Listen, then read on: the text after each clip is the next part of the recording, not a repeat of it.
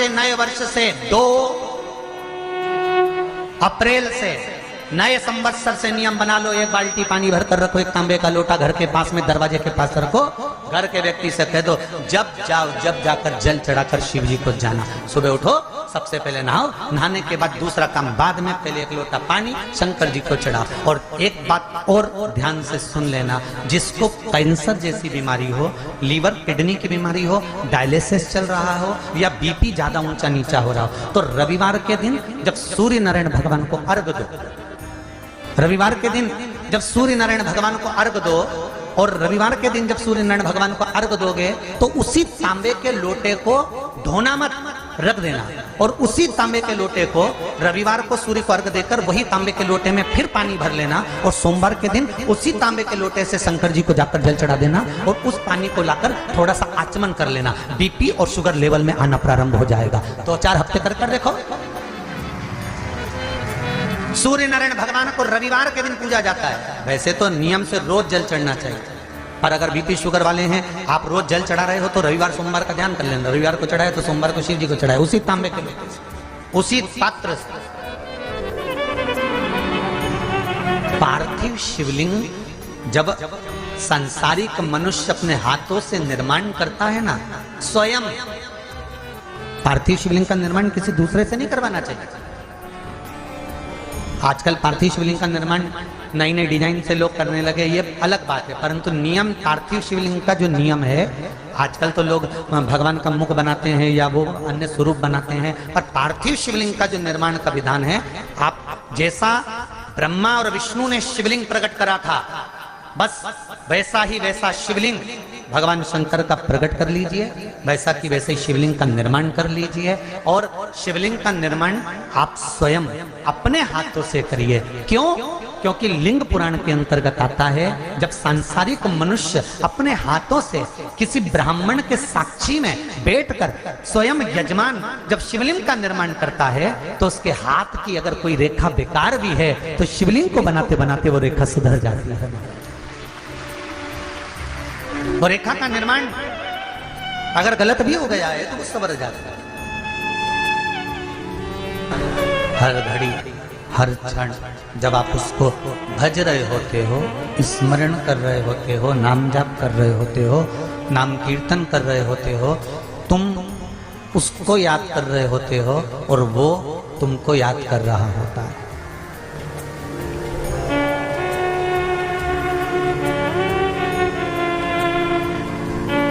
रामचरितमानस में एक लाइन आती है,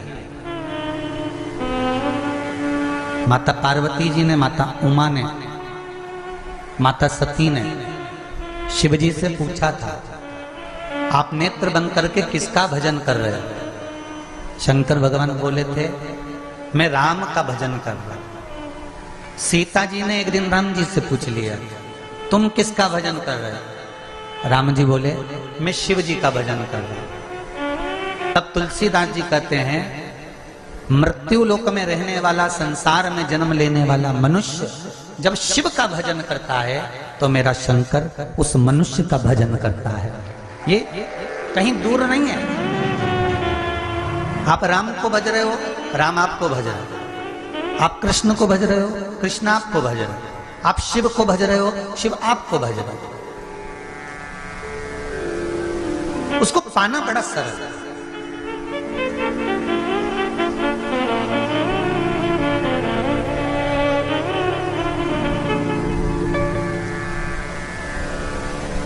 मेरे शंकर भगवान को पाने के लिए बहुत सारा कहीं वैभव दिखाने की जरूरत ही नहीं पड़ती।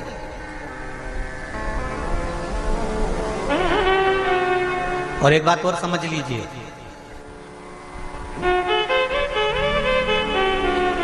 शंकर भगवान को शंभू कहते हैं।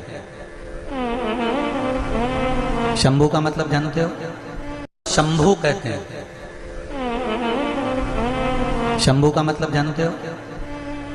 स्वयं भू। स्वयं भू मतलब ना तो इनका कोई माता है ना इनका कोई पिता है, ये स्वयं प्रकट है।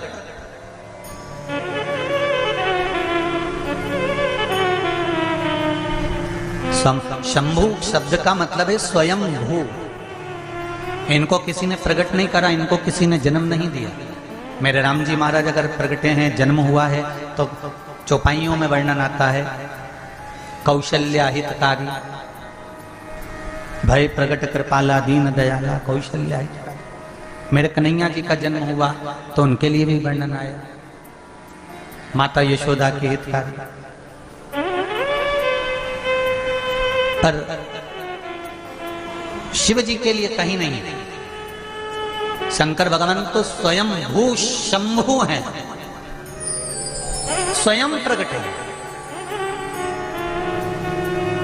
उनको प्रकट करने की सामर्थ्यता किसी में नहीं। और एक बात और समझ लीजिए, आपके हृदय में, आपके भीतर, आपके मन में शंकर भगवान अगर आकर बैठ गए हैं और आप शिव की भक्ति में रम गए हो, तो इसमें सियोर वाले महाराज का कोई हाथ नहीं, कोई काम नहीं। शंकर खुद आना चाहते थे आपके हृदय में, इसलिए वो आ गए। इसमें सियोर वाले महाराज का कोई काम नहीं।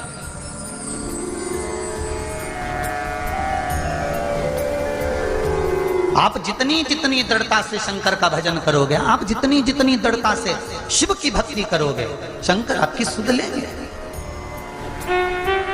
एक पत्र है,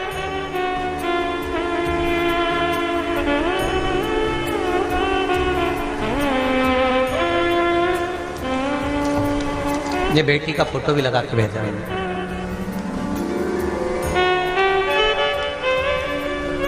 दिख रहा है, चैनल पे भी दिख रहा होगा। एक बेटी का फोटो लगाकर भेजा है इस पत्र।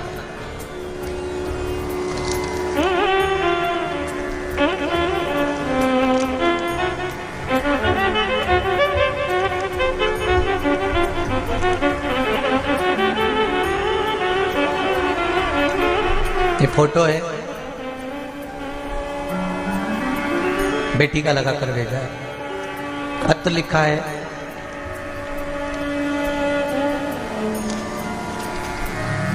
श्री शिवाय नमस्तुभ्यम। मैं रोहित कुमार साहू, ग्राम नंदकंठी, जिला दुर्ग से आया हूँ। कहाँ बैठे हैं आप? ही हैं? दोनों हाथ हिला दो जरा एक बार। हर हर महादेव। आपने पत्र में लिखा है, रोहित जी, मैं छत्तीसगढ़ का निवासी हूँ, जिला दुर्ग का हूँ, ग्राम नंदकंठी से आया हूँ। मेरी बहू डिम्पल साहू 7 माह के गर्भ में थी। उस समय पर दुर्ग, भिलाई, रायपुर के 60 डॉक्टरों ने बच्ची का जो गर्भ था, उस गर्भ में जो बच्चा था वो अपंग बता दिया था और कह दिया था कि ये बच्ची का मुख आड़ा टेढ़ा होगा, शरीर बेकार होगा। ये सारा बच्चे को बता दिया था। गुरुदेव, आपकी शिव महापुराण की कथा में कुंदकेश्वर महादेव का उपाय किया और उपाय करने के बाद सारे डॉक्टर फेल हो गए और मेरी घर में जो बच्ची का जन्म हुआ वो एकदम स्वस्थ हुआ और बच्ची का मैं फोटो भेज रहे। ये बच्ची का फोटो। बैठिए रोहित जी, बाबा की कृपा बनी रहे बच्ची पर भी, उनके पूरे परिवार पर। एक चीज और लिखी है आपने, मेरी लड़की की शादी का रिश्ता 3 वर्षों से लग रहा था, नहीं हो रहा था। तब पशुपति व्रत किया और बेटी का संबंध पक्का हो गया। 27 अप्रैल अगले महीने में 2022 को मेरी बेटी का विवाह है। गुरुदेव, ये शिव कृपा। लोग कहते हैं कि शंकर क्या नहीं करता। एक बात और कहूंगा मैं आप सबको, दिल से एक बार अगर उसको पुकार लिया तो ये विश्वास मानकर चलना कि तुम्हें दुखी तो नहीं देख सकता, सुख प्रदान करेगा ही, ये पक्का। दुखी नहीं देख पाएगा। उसको हम बाबा कहते हैं, उसको हम दादा कहते हैं। हमारे घर का अगर कोई बड़ा है, हमारे घर का अगर कोई बुजुर्ग है, 33 कौटी देवता सारे के सारे अमृत पी गए, विष का कटोरा हलाहल भरा रहा, किसको दिया? 33 कोटि देवता पी जाते विष। ना भगवान विष्णु ने, ना भगवान ब्रह्मा ने, ना भगवान इंद्र ने, ना वायुदेव ने, ना जलदेव ने, ना वरुण देव ने, ना गरुण देव ने। 33 कोटि देवताओं में किसी ने अमृत पिया पर विष नहीं पिया, किसी ने नहीं पिया। और आखिरी में वो विष का कटोरा शंकर जी के पास भेज दिया गया। विष का कटोरा शिव के पास। वैकुंठ, ब्रह्मलोक, देवलोक, सारे लोग छोड़कर विष का कटोरा मृत्यु लोक में आया था। पृथ्वी पर, कैलाश पर। कैलाश आकाश में नहीं टंगा, कैलाश कहीं वैकुंठ में या कैलाश कहीं ब्रह्मलोक या वैकुंठ लोक में नहीं है, कैलाश मृत्यु लोक में है। विष का कटोरा मृत्यु लोक में आया था। तो शंकर भगवान ने माता पार्वती से कह दिया था, सुनो पार्वती, जब देवता विष का कटोरा मेरे पास भेज सकते हैं तो संसार में जन्म लेने वाले मनुष्य के पास भी कब विष आ जाए इसका कोई ठिकाना नहीं है। विष आएगा, कभी निंदा का विष, कभी बुराई का विष, कभी गालियों का विष, कभी अपशब्द का विष, कभी तानों का विष, कभी आड़ी टेढ़ी बात का विष।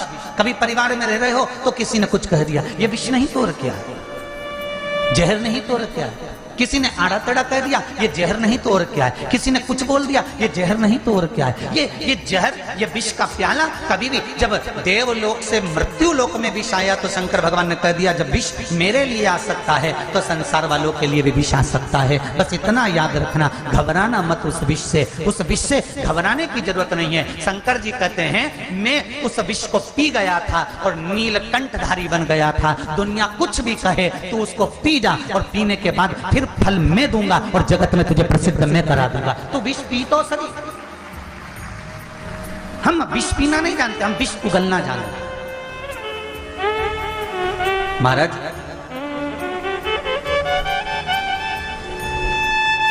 एक पक्षी होता है जिसका नाम है सारंग।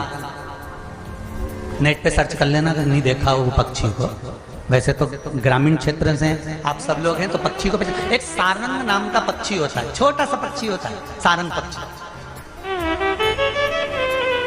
इस पक्षी की एक विशेषता होती है कि ये सारंग पक्षी का जो जोड़ा होता है, इसका जोड़ा वाला अगर मर जाता है तो उसको मरा हुआ देखकर सारंग पक्षी भी मर जाता है। इस पक्षी का एक नियम है।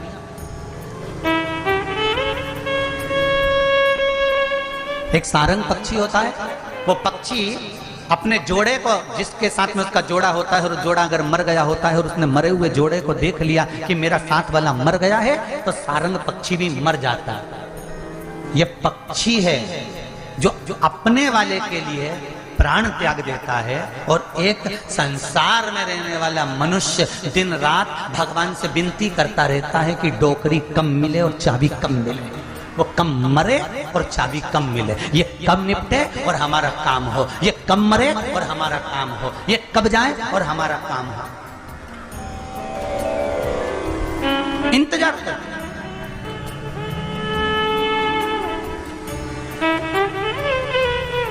आज मनुष्य में सबसे बड़ी एक कमी है, मानव के अंतर्गत एक कमी सबसे बड़ी है, उसका बुरा हो रहा है, होन दो, हमको क्या करना, ये सबसे बड़ी कमी। राष्ट्र खड्डे में जा रहा है, जाने दो हमको, बोलो तो क्या करना। पड़ोसी के यहां पर दुख हुआ, होन दो, हमें क्या करना। और वही दुख, वही कष्ट अपने यहां होता है, फिर दूसरा कहे तो कैसा लगता है।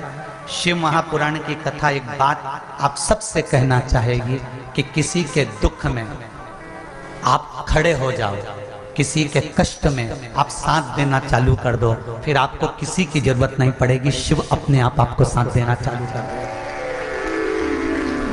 राष्ट्र पर तकलीफ आए, हमारे सनातनियों पर तकलीफ आए, हमारे राष्ट्र के अंतर्गत तकलीफ आए, हमारे पड़ोस में रहने वाले पर तकलीफ आए, हमारे परिवार में रहने वाले के पास तकलीफ आए, हमारे कुल में रहने वाले को तकलीफ आए, तो पहला फर्ज हमारा बनता है कि हम सामने जाकर खड़े हो जाए।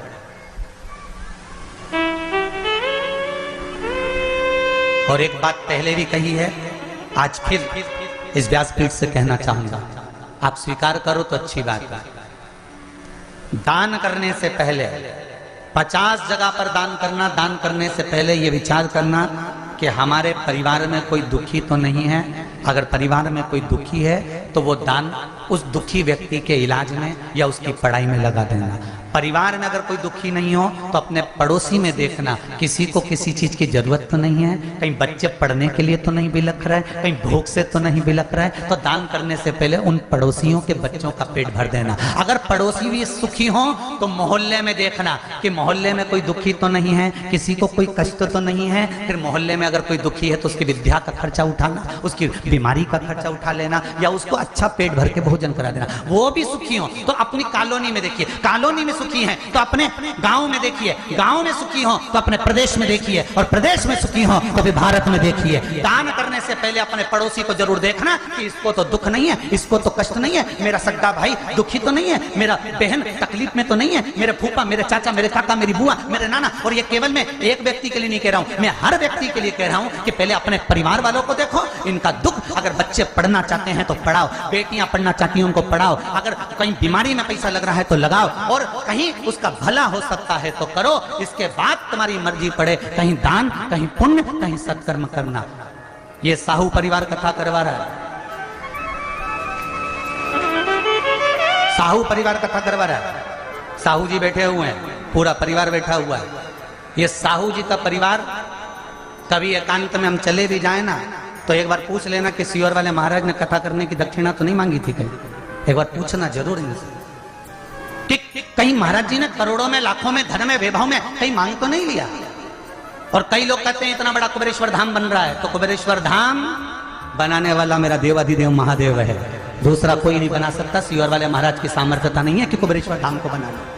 वो तो शंकर आपके हृदय में बैठता है, कहीं आपके बच्चों का जॉब लग जाता है, कहीं बीमारी में पैसा लग रहा हो तो बच जाता है, कहीं बच्चे अच्छा काम करने लगते हैं, व्यापार चलने लगता है, शरीर में रोग नहीं रहता तो आपका मन कर जाता है कि मैं थोड़ा सा दान कर दूं। वो दान आपका कुबेरेश्वर महादेव में लगता है, तब कुबेरेश्वर महादेव का मंदिर का निर्माण हो रहा है। यहां किसी को नोच कर या खींच कर धन की व्यवस्था नहीं चाहिए।